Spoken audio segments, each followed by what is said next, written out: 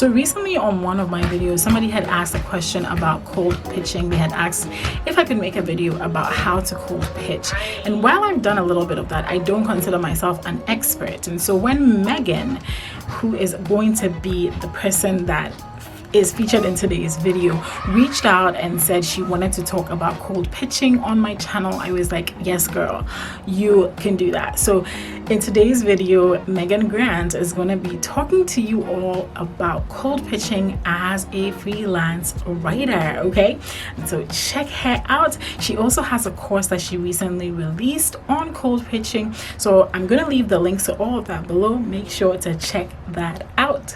Take it away, Megan. Hey guys, my name is Megan and I am a writer and the founder of the Cold Emailing Formula. I teach professionals how to land high-paying clients using cold emailing. She has very kindly loaned out her channel to me so I can offer you a few tips about how you can grow your writing business. I started writing professionally over 10 years ago, and probably like many of you, I started with absolutely nothing. So the first places I went to look for work were job boards and bidding sites. It didn't take me long to figure out that this is not the answer to making money. If you're not sure what I'm talking about, G has a really good video on this, so we're going to include the link to that video in the description below. Within weeks of taking this approach, I thought there has to be a better way. I quickly realized that being a good writer wasn't enough. I also had to be good at sales, at selling my services. Thanks to cold emailing, I was not only able to get off of the job boards and bidding sites, but I was able to scale my business to 5 figures a month in revenue, and now I'm teaching other professionals all over the world how to do the same. I'm here to offer you some of my very best tips for how you can land writing clients using cold emailing, so let's jump right in. Tip number 1 is email a human being, not a company. What I mean by this is stop sending emails to addresses like info@ or support@. First of all, you have no idea who's managing these inboxes. It could be a random customer service rep, it could be a secretary, it could be a front desk person. This is going to make it really difficult, if possible at all, to get a hold of the person that we need, the person who's actually going to be invested in the services that you offer. Second, the inboxes for these addresses are typically overflowing because those are the email addresses that companies make public, so everybody is using them. Your email is going to get buried. So you need to email a human being with their own email address, not the company as a whole. How do you track down the person to email? LinkedIn. If you need help with that, I've got a video on this topic, so we're going to include the link to that in the description below.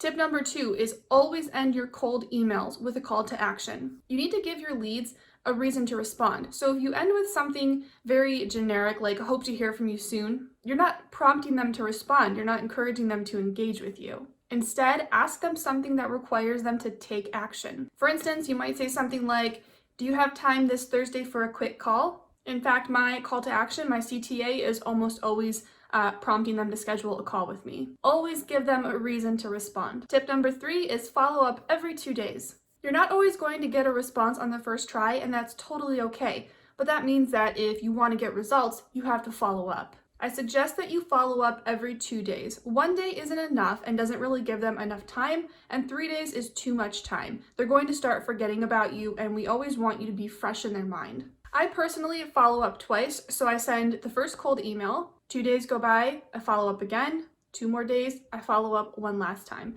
I know some people will tell you to follow up more. I know some professionals who will follow up as many as 10 times. Personally, for me, I stop after 2 follow-ups. The reason for that is because there are many fish in the sea, a lot of which will be eager to work with me. So why waste my time chasing down people who clearly aren't interested? Now, what you can do with those leads who kind of just blow you off is make yourself a note to follow up with them in 2 to 3 months. At that time, maybe things will have changed. Maybe they'll be a little more receptive to your email. So after a few months go by, email them again. Tip number 4, don't give your rates up front in your cold email. There are a couple reasons for this. The first reason is that people tend to be too price sensitive. So it doesn't really matter how your rates compare to the industry standard. If they see a number, their inclination, their instinct is going to be to run. Second, without knowing more about the lead, their needs, their goals, their wants, how can you tell them what you're going to charge them? You don't even yet know what kind of services you're going to offer. So you don't give rates until after you've learned more about the lead, which usually comes on a phone call. Prior to that, if they're really pushing you for a number, like they want even just a ballpark what you charge, at most you can tell them what your rates start at. You can say my rates start at $1,000 a month or $2,000 or whatever, but that's it. Don't give them any more information until you know more about them. And last but certainly not least, because this is really important, tip number 5, make this all about them. I hate to say it, but cold emailing isn't about you. It's not about your business. It's not about making money. It's about the lead. For this to work, you need to care about what your leads care about. And what your leads care about is getting results. They don't care about you making money. So your priority, your focus with cold emailing should be conveying to them that you know how to get them results. And if you can do that, the money very naturally will follow. One thing I love to tell my students is help, don't sell. Selling scares people off. Helping brings them closer. This is a mindset shift that will change everything for you, because the word alone, the word sales, scares a lot of people off. People don't like being sold to, and a lot of professionals hate selling. I myself used to say, I hate sales, I want nothing to do with sales. We all have to sell. If you own a business, you're going to be selling your services.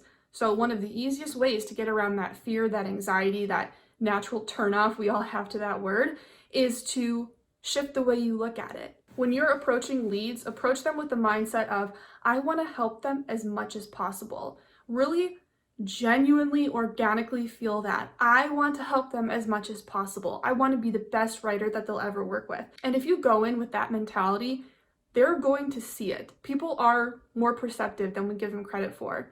They're going to know that you really care about delivering results and that you're not just there to get their money. It's going to make it a lot easier to land clients. One thing I want you to always remember is that you need to be a student at heart. Never stop studying, never stop learning. That's why we're here, to learn. Always work on honing your craft as a writer. And on that note, if you haven't already, be sure to check out G's book on Amazon. It's called Win at Freelance Writing, and it will help you build a really solid foundation and kind of give you that starting point to really be a good writer. Cold emailing works and it can give you real results, but cold emailing helps you land the client.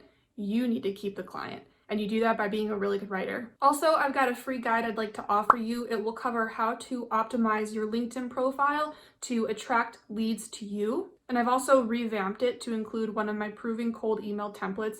Again, all of this is free, so if you're interested in grabbing that guide, we're going to include the link in the description below. I hope you found this video helpful. If you did, please be sure to give it a thumbs up and subscribe to G's channel. She is a gem. She offers so much good advice for writers. Pay attention, listen. If you'd like to check out more of my videos, the link is in the description below, and I hope I see you guys soon. Thank you.